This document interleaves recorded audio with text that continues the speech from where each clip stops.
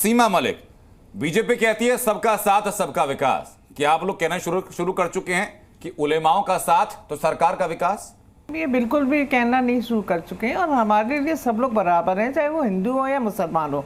हम इस टाइप के नारे जो देते हैं, बटेंगे तो कटेंगे, इस टाइप की बातें तो हमें करते हुए भी शर्म आती है, मैं सच बताऊं। और देखिए, हमारे लिए चाहे हिंदू हो चाहे मुसलमान हो, सब बराबर हैं। और जहां तक आप लेटर या जो कुछ भी चीज़ें अगर आपके पास कोई आधिकारिक बयान हो हमारी पार्टी से, तो आपको पता होगा। मुझे इस बारे में कोई नॉलेज नहीं है। चिट्ठी हालांकि हम लगातार चला रहे हैं, पोलराइजेशन हमेशा ही करती है, और उसके बाद मतलब इट इज़ सो फनी कि वो बाद में बोलते हैं कि आप बांट रहे हो समाज को या कुछ कर रहे हो। जिस तरह के इन्होंने नारे दिए हैं, मतलब मुझे नहीं लगता कि महाराष्ट्र में कोई भी इसको एक्सेप्ट करेगा, या इनको शायद यूपी में, जैसा कि कहा है लोगों ने, शायद यूपी में इन्होंने दिया है। सीमा जी, ऑडियो की दिक्कत अभी बनी हुई है, आपकी आवाज लगातार इको कर रही है। रामकृपाल जी, मैं आना चाहूंगा आपके पास में। सर, मुझे बताइए कि कौन सी परिपाटी सेट की जा रही है? अब तक तो डीलिंग होती थी पॉलिटिकल पार्टीज के बीच में या कार्यकर्ताओं के बीच में, पॉलिटिकल पार्टीज के बीच में, विधायकों के बीच में, सांसदों के बीच में देखते थे। अब तो उलेमा बोर्ड डीलिंग कर रहा है, ठेकेदार बन चुका है मुसलमान वोटर का, और बेच रहा है क्या? बिल्कुल आप सही कह रहे हैं कि देखिए, पहले होता क्या था कि कुछ चीज़ें अनैतिक ढंग से होती थी, लेकिन वो बड़े छुपे तौर पर होती थी, लोग करते थे। अब खुल्लम खुल्ला चीज़ें होने लगी हैं। जिस तरह की मांग उठी है और जिस तरह से आपका कहा जा रहा है कि लोग करेंगे, लोग शायद पार्टियां कह रही हैं हाँ ठीक है, सबको पता है कि कोई भी असंवैधानिक डिमांड आप अगर करेंगे तो उसको कोई भी पार्टी नहीं कर सकती है जब तक कि संविधान में बदलाव न किया जाए। नहीं तो इसमें सर काफी मांगे हैं जिसमें संविधान में बदलाव की जरूरत नहीं है। नहीं, ये लोग मांग कर रहे हैं कि 2012 के बाद से मुसलमानों के ऊपर महाराष्ट्र में जितने मुकदमे दर्ज हुए 2024 तक, पिछले 12 सालों में, बिल्कुल वो सारे मुकदमे आप वापस ले लेंगे। मैं पहले एक क्रम से जा रहा था कि जैसे आरक्षण वाली बात है, हकीकत यह है कि जहां भी आरक्षण दिया जा रहा है, एक चोर दरवाजा आप कहिए या सचमुच समझिए कि पिछड़ी जातियों को, उनको पिछड़े ओबीसी वर्ग में उन जातियों को गिना जा रहा है। वो धर्म के आधार पर नहीं है। वो तेलंगाना में भी आंध्रा में है, बंगाल में ममता जी ने किया है, बहुत सारी जातियों, इसके अगेंस्ट में कहीं संविधान नहीं है। अगर कोई मुसलमान ओबीसी कैटेगरी में आता है, वो गरीब है, पिछड़ा हुआ है, तो कहीं से भी संविधान मना नहीं करता कि गरीब मुसलमान को ओबीसी में नहीं लाया जाएगा, ऐसा कोई नियम नहीं है।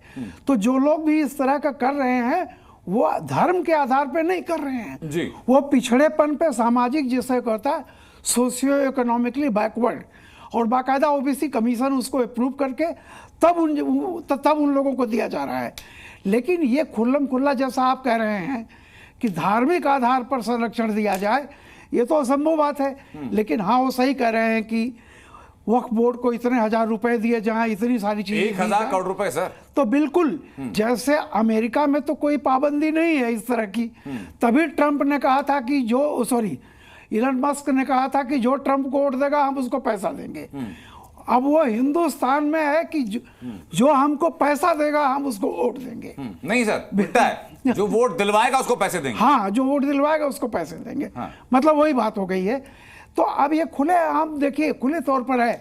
आज की तारीख में अगर किसी नेता से कह दीजिए कि साहब किसी मुख्यमंत्री का ट्रांसफर करवाना है, तो एक बार वो बोलेगा हो जाएगा, बाद में सोचेगा कि हमने क्या कह दिया। तो ये जो 10-12 दिन बचे हैं ना, इसमें अगर कोई कहता मुझे चांस चाहिए, बोलेंगे मिल जाएगा।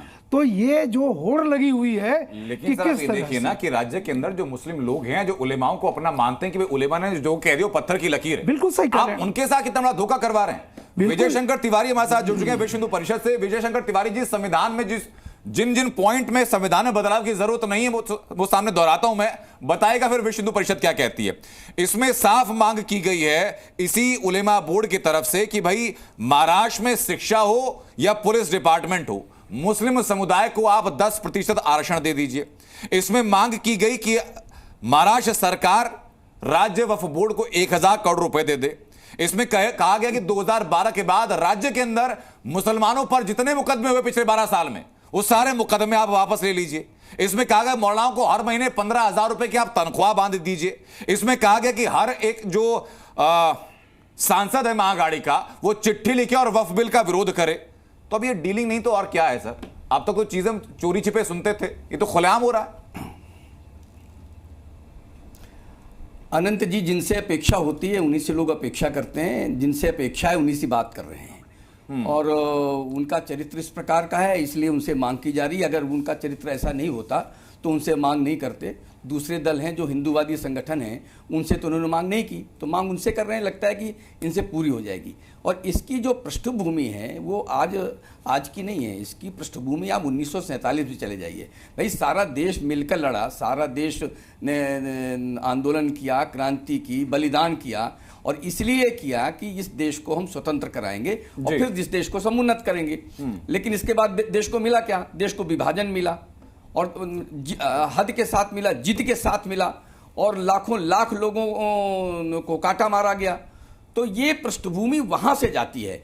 जब जब इनकी ताकत बढ़ेगी, जब जब इनकी जनसंख्या बढ़ेगी, जब तक ये जहां बढ़ेंगे वहां इसी प्रकार की ये मांग रखेंगे, और मांग उससे रखेंगे जिससे पूरा करने की अपेक्षा होती है। और जो बार बार इनकी बात करते हैं, हम कहते हैं लॉ जिहाद हो रहा हो, कहते हैं नहीं हो रहा है।